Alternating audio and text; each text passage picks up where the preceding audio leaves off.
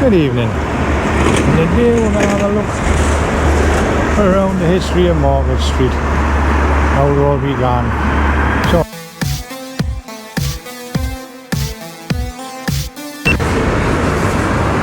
we'll start off at Margaret Street, and you've got to think as we walk past Margaret Street entrances, Central Arcade, and then Star Fitness. Now it used to be Bins. I remember it at Bins.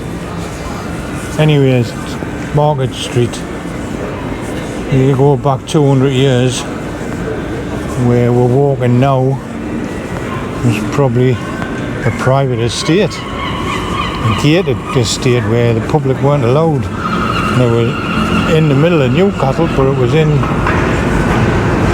the green area, you know, amongst all the buildings. You know, I think at the time that a lot of the buildings were stone, timber, frame buildings.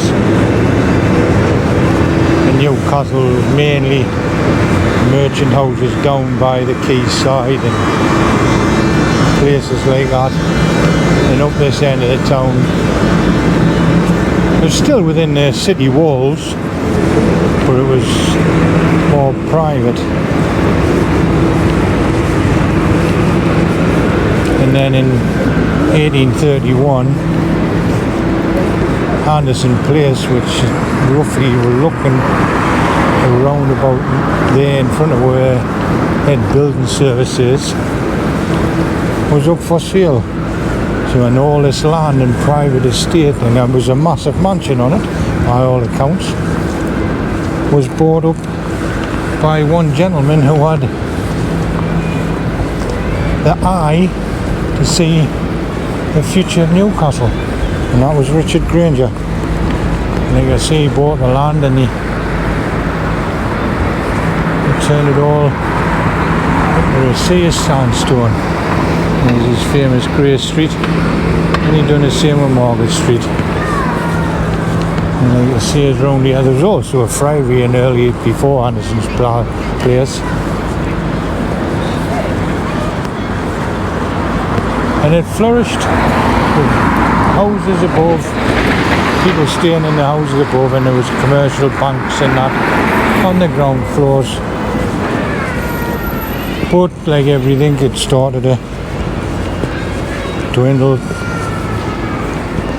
E-commerce started to drown,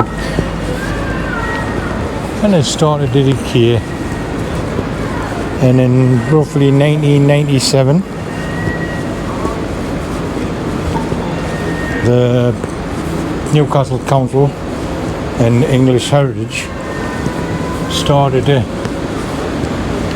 group to help save it and preserve it, which is what they did. They spent millions making sure it keeps its heritage, which is what they did. And as you can see, it's thriving. There's loads of people, even at this time and even going out and about the business. Buses, cars. It's quite a busy thoroughfare.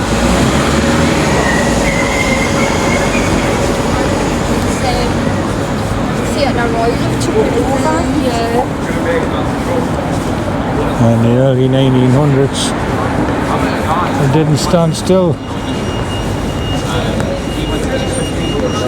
They built,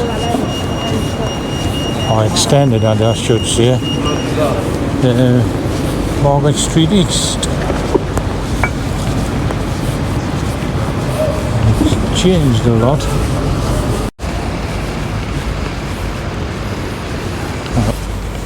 And the first building we'll come across is Callioll House, which was built for the North Eastern Electricity Power Supply Company.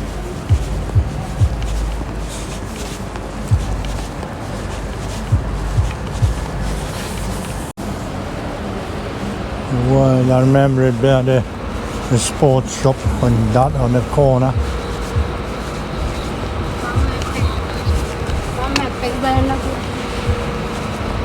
And there used to be the Tuxedo Junction just about there. Now I think it's becoming student accommodation, I think, I'm not sure.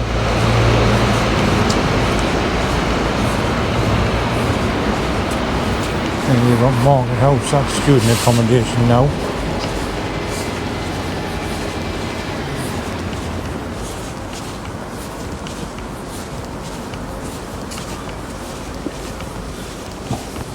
And this is all Market Street East.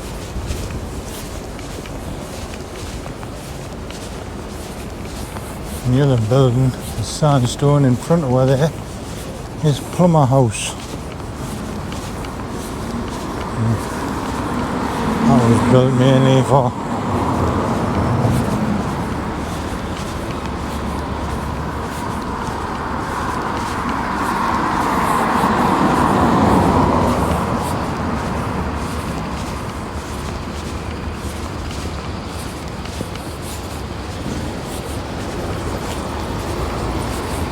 and this one is Plumber House, which was built as a banqueting hall and assembly rooms. And I think it's still got its ballroom in, but now it's student accommodation. You might remember it as Chapman's furniture store. And then it goes under where Newbridge Street Hotel is and onto the Central Motorway.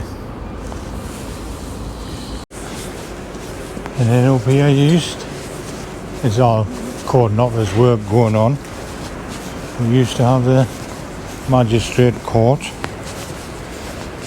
and then the building on the corner was the housing for the fire station, the police station.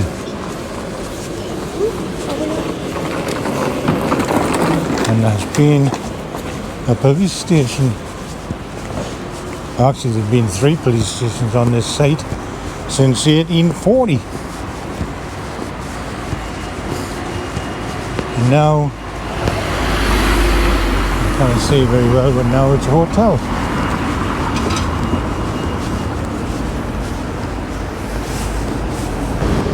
Well, I hope you've enjoyed that little evening walk around the streets of Newcastle, especially Market Street. It's incredible to think that Granger's insight still defines Newcastle as a city today. If there's anything that you like or seen, and mention it in the comments below. We love reading them. Well, if you enjoyed discovering the story of Market Street, don't forget, hit that subscribe button, give this video a thumbs up, hit that notification bell for future videos about the stories and histories in Newcastle, and we'll see you in the next video. Thanks.